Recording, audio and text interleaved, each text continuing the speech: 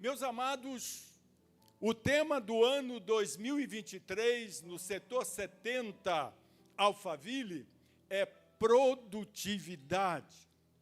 E nesta noite eu gostaria de refletir com vocês por alguns instantes a respeito de quais são os segredos de uma vida cristã produtiva. Quais os segredos de uma vida cristã produtiva? A palavra que a Bíblia usa para produtividade é frutificação, porque no tempo em que a Bíblia foi escrita, a cultura mundial, o modo de vida predominante na terra era a agricultura. Era a agricultura e os animais, a parte pastoril estava muito presente naquela época, por isso a Bíblia tem uma linguagem bastante verdejante, não é?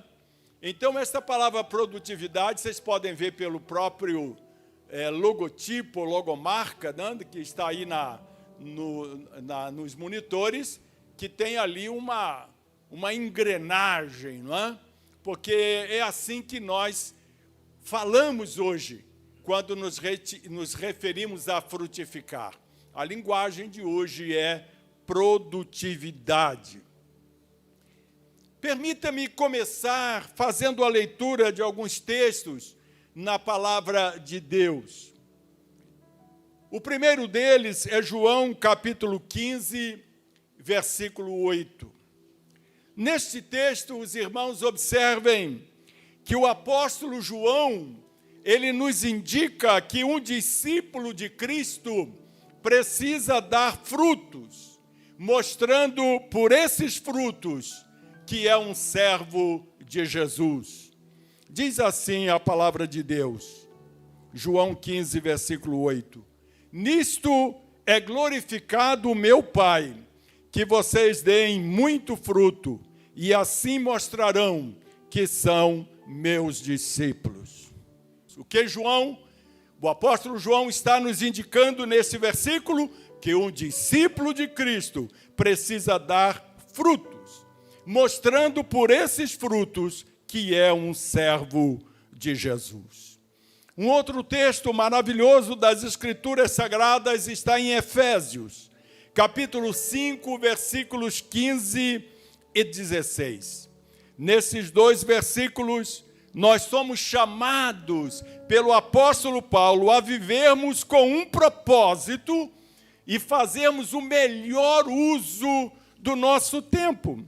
Veja o que ele escreveu aos irmãos na cidade de Éfeso.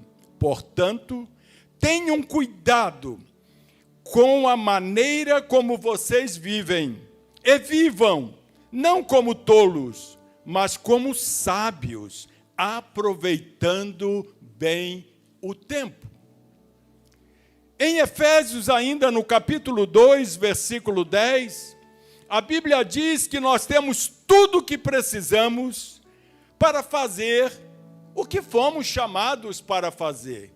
Glória a Deus, Jesus é bom, está aí, ó. É isso mesmo, muito obrigado, queridos. Pois somos feitura dele, criados em Cristo Jesus para boas obras, as quais Deus de antemão preparou para que andássemos nela. Observaram, irmãos, até aqui, por onde a Bíblia está nos conduzindo? Primeiro, o discípulo de Cristo precisa dar fruto. Segundo, precisamos viver com um propósito e fazermos o melhor uso do tempo que Deus nos tem dado. Terceiro, que nós temos tudo o que precisamos para fazer o que fomos chamados para fazer. E em Mateus, capítulo 25, versículo 21, a Bíblia diz que a produtividade tem a ver com a fidelidade e não com o sucesso. Diz a Bíblia, o Senhor disse, muito bem, servo bom e fiel. Você foi fiel no pouco, sobre o muito o colocarei. Venha participar da alegria do seu Senhor. Então, na vida com Deus, quando você pensa em produtividade, pense sempre que esta produtividade da Bíblia, ela é diferenciada. Não é aquela produtividade que tem a ver com o sucesso, em que você alcançou a sua meta, você alcançou a cota que lhe foi dada na empresa onde você trabalha e você diz, eu fui muito produtivo. Mas a Bíblia diz que na vida espiritual, a produtividade está ligada à fidelidade e muito menos do que ao sucesso. Ser produtivo é ser fiel ao Senhor, é ser fiel ao propósito dele para a minha e para a sua vida. E o último texto que eu deixo com vocês é 1 Coríntios, capítulo 15, versículo 58. Neste texto, os irmãos vão observar que quando o nosso trabalho é para a glória de Deus e para o bem dos demais, ele nunca é em vão. Este texto diz que o Senhor olha para cada um de nossos esforços e Deus vê os nossos esforços, ainda que passem desapercebidos pelos demais. Olha o que diz o texto. Portanto, meus amados irmãos, sejam firmes, inabaláveis e sempre abundantes na obra do Senhor, sabendo que no Senhor o trabalho de vocês não é vão. A partir desses maravilhosos textos das Sagradas Escrituras que lemos esta noite, eu gostaria de comentar com vocês que Deus quer que tenhamos uma vida cristã frutífera. Deus quer que tenhamos ministérios frutíferos. Por isso, é importante observar alguns princípios que, se você segui-los, você vai produzir bons frutos na sua vida. Eu acredito que há 4 condições essenciais para um ministério e uma vida cristã produtiva. Você precisa observar estas condições na sua própria vida. Durante toda esta semana, enquanto refletia a respeito deste tema, procurava esses versículos que li para vocês, pensava neste tema e eu olhava para a minha própria vida e fazia uma avaliação de mim mesmo. Quando eu tinha meus 16 anos de idade, que saudade, faz tempo, mas tem tanta gente aqui que nem chegou lá ainda, né? Mas quando eu tinha meus 16 anos de idade, eu estava na escola teológica, aqui na cidade de Pindamonhangaba. Era um curso de tempo integral, a gente estudava de manhã, de tarde e de noite. Era um curso muito intensivo, internato, não? Um sistema de internato, em que nós não podíamos receber visitas, a não ser do nosso pastor ou de nossos pais, mas ninguém podia nos visitar durante todo este tempo. Foi um tempo realmente muito marcante na minha vida. E eu não me esqueço da professora Elsie Stroll. Elsie Stroll era uma professora norte-americana e ela era professora de homilética no Instituto Bíblico das Assembleias de Deus. E eu me lembro que quando ela nos ensinava como pregar, a prova era pregar. Então, quando chegava o momento da prova, cada um de nós tinha que ir lá na frente e pregar para os colegas. Mas tínhamos que levar um esboçozinho pronto e deixar com ela. E ela, então, acompanhava a nossa pregação por aquele esboço que nós preparamos, e eu não esqueço de um ensino da irmã Elce, quando ela disse várias vezes em nossa classe teológica, e ela dizia assim: meus queridos alunos, antes de vocês pregarem, é imprescindível que a mensagem fale primeiro ao coração de vocês. A mensagem primeiro precisa falar com vocês, porque se ela não falar com vocês, ela não vai falar com a igreja. E eu trago este ensino comigo desde a minha adolescência. Observo esse ensino tão simples, mas tão importante. E nesta semana, quando eu refletia sobre este tema, pensando neste tema tão lindo que o nosso pastor escolheu para o nosso setor neste ano, eu fiz esta avaliação da minha própria vida. Eu comecei a olhar para mim mesmo e eu fui descobrindo que existem 4 condições essenciais para servir a Deus com produtividade. E a primeira condição é que você precisa cultivar raízes. Primeiro, você deve cultivar raízes. Deus diz na sua palavra que não há fruto sem raízes. Você precisa de raízes, especialmente quando os seus recursos são limitados. Pois quando chega os tempos da seca, é a raiz que vai te sustentar. A seca, como você sabe, é um longo período sem chuva. Nós tivemos uma seca que castigou o semiárido brasileiro, em especial o sertão nordestino, de 2012 a 2017.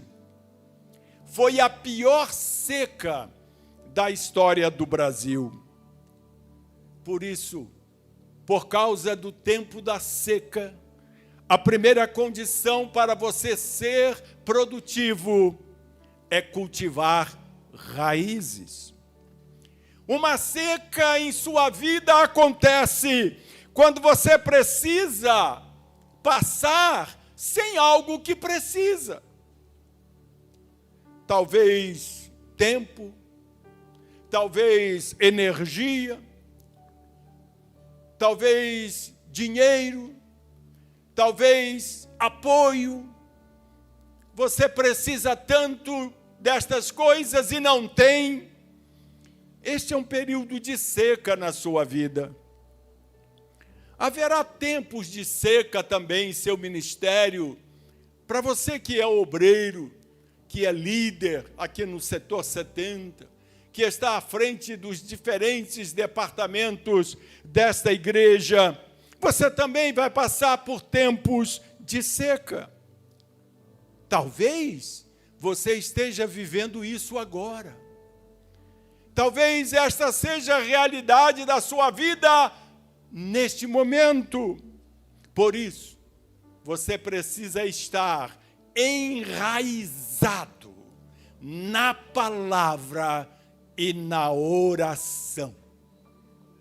Crie raízes profundas na palavra e na oração. Eu estou caminhando com a minha leitura, seguindo os passos do nosso pastor. Quando ele comenta sobre a leitura da Bíblia dele, ele sempre diz que ele para toda hora para meditar, ele para refletir. E os filhos até já mexeram com ele, dizendo que tudo que ele vê na Bíblia, ele diz que dá uma mensagem, né? Ele falou para nós aqui numa reunião de oração. A gente gostou demais de ouvir isso dele. E eu acabei seguindo os passos dele. Eu não preparo uma mensagem com cada versículo, porque não tenho tantos dons assim como ele tem. Mas eu leio com a canetinha na mão. E eu vou sublinhando, sublinhando as coisas que vou encontrando nas Escrituras. Às vezes eu paro, vou atrás de um dicionário, procuro ver o significado daquela palavra, vou atrás de um livro de geografia para ler, para ver que monte é aquele, por que aquele monte é citado naquele texto. E desta forma, me alimentando da palavra de Deus, eu vou construindo raízes. Mas estas raízes não florescerão, estas raízes não crescerão se elas não forem regadas com as lágrimas da oração. Você precisa dedicar tempo para a palavra e para a oração. Porque se você quer ser um crente produtivo, você precisa criar raízes. Mas eu descobri que além de criar raízes, em segundo lugar, você deve eliminar as ervas daninhas em sua vida. Nós temos aqui muitos irmãos que plantam, que têm suas chácaras, que têm suas plantinhas. Não é? O pastor Jonas é o mais conhecido deles, mas tem outros aqui que também gostam, não é, de ter uma planta, de ter uma verdura. Eu soube que tem alguém aí que está aí com umas verduras para me entregar, estou ansioso para receber, não é? Então, você que trabalha, que conhece um pouquinho de lavoura, um pouquinho de plantação, você sabe que para que essas plantas floresçam, você precisa eliminar as ervas daninhas. Se em primeiro lugar, para ser um crente frutífero, você deve cultivar raízes, em segundo lugar, você deve eliminar as ervas daninhas em sua vida. As ervas daninhas em seu ministério e em sua vida são quaisquer coisas que impedem ou limitam o seu crescimento espiritual. As ervas daninhas são as coisas que sufocam o seu relacionamento com Cristo, ou que o impedem de crescer ainda mais. E eu me fiz uma pergunta quando pensava nas ervas daninhas. E a pergunta que eu me fiz foi essa: Hilde, quanto esforço você precisa para cultivar ervas daninhas? Sabe qual foi a resposta? Nenhum. Não preciso de nenhum esforço para que as ervas daninhas apareçam na minha vida. Você não precisa cultivar ervas daninhas. Na verdade, essa é a diferença entre uma erva daninha e um legume, e um pé de tomate, um pé de alface, um pé de jiló. Essa é a diferença.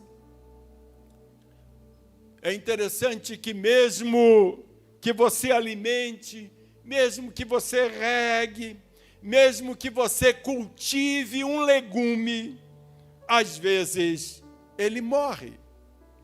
Jessi cultivou um pezinho de tomate lá em casa, tanto tempo, e todo dia no almoço ela dizia: esse tomatinho vem lá do meu pezinho de tomate. Até que um dia os tomates desapareceram do prato. Meu bem, cadê o tomatinho? Não tem tomatinho hoje. Ela falou: o pé morreu.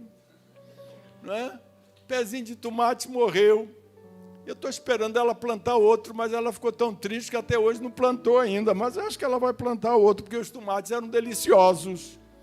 Então, mesmo que você cultive, mesmo que você regue, mesmo que você trate com tanto carinho um pé de legume, um pé de tomate, muitas vezes ele morre. Agora, para as ervas daninhas, não dê atenção para elas, e elas crescem, elas vão se desenvolver. ao aplicar esta lição para a minha vida espiritual, eu compreendi que as ervas daninhas são um sinal de negligência espiritual. Eu descobri que quando eu negligencio o meu tempo de silêncio, quando eu negligencio a minha manutenção pessoal, como caminhar e fazer exercícios, quando eu negligencio relacionamentos importantes em minha vida, as ervas daninhas começam a crescer e começam a sufocar a minha produtividade. Cultivar raízes, eliminar ervas daninhas em sua vida. Mas há uma terceira condição para um ministério produtivo, para uma vida cristã produtiva. E esta terceira condição é que você deve cooperar com a poda de Deus em sua vida. Você deve cooperar com a poda de Deus em sua vida. O que é poda? A poda envolve não só cortar os ramos mortos, mas o próprio Cristo ensinou que no processo de poda, os galhos vivos também precisam ser cortados para melhorar o aspecto da planta, para estimular o crescimento. A poda é essencial para o aumento da produtividade. Não é opcional. Não dá para você escolher. Se você for produtivo na sua vida com Deus, Deus o colocará em tempos de poda. Deus poda você para você frutificar, para você ter produtividade na sua vida com Ele. Em sua vida, não é apenas madeira morta que Deus corta, Ele também reduz as áreas de sucesso na sua vida, mesmo as áreas que estão dando frutos maravilhosos. E você questiona Deus: por que, Senhor, eu estou passando por isso? Por que, Senhor, o meu sucesso se foi? Por que, Senhor, eu não estou mais conseguindo alcançar minhas cotas, não estou mais conseguindo os meus objetivos? Eu quero te dizer esta noite que quando Deus faz isso, você pode até se esforçar para entender o porquê, mas a verdadeira razão é que Ele está preparando você para uma vida vitoriosa ainda maior. Se você acha que você estava bem e de repente a poda interrompeu o seu crescimento, é porque Deus tem algo ainda maior para te dar, para oferecer a você na sua vida. Eu já citei para vocês exemplos da minha própria vida em que eu fui podado pelo Senhor. E uma vez eu ganhava 1.000 cruzeiros na época de salário. Eu achava que era o melhor contador do Rio de Janeiro. E saí da empresa para ganhar mais. E o melhor que eu ganhei foi 50 cruzeiros. Não consegui ganhar mais do que 50. Levei 5 anos para voltar a ter um salário de 1.000 cruzeiros naquela época. Foi uma poda muito grande que eu passei na minha vida, mas eu precisava dessa poda.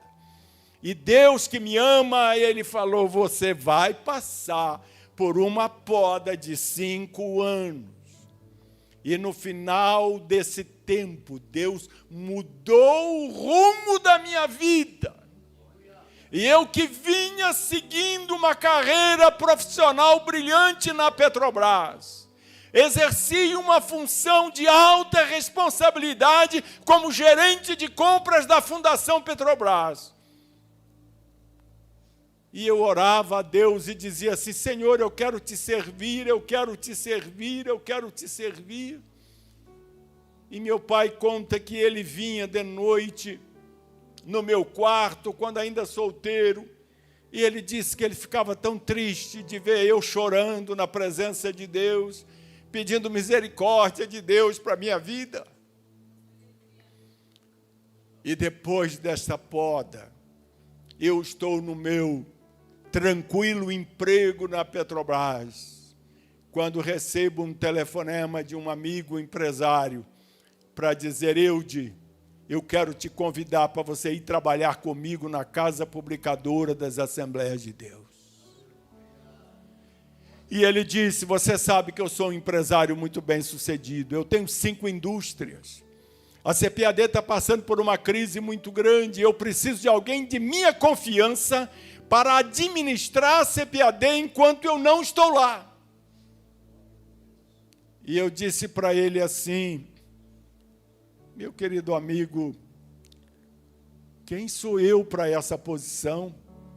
Tem tanta gente melhor que eu.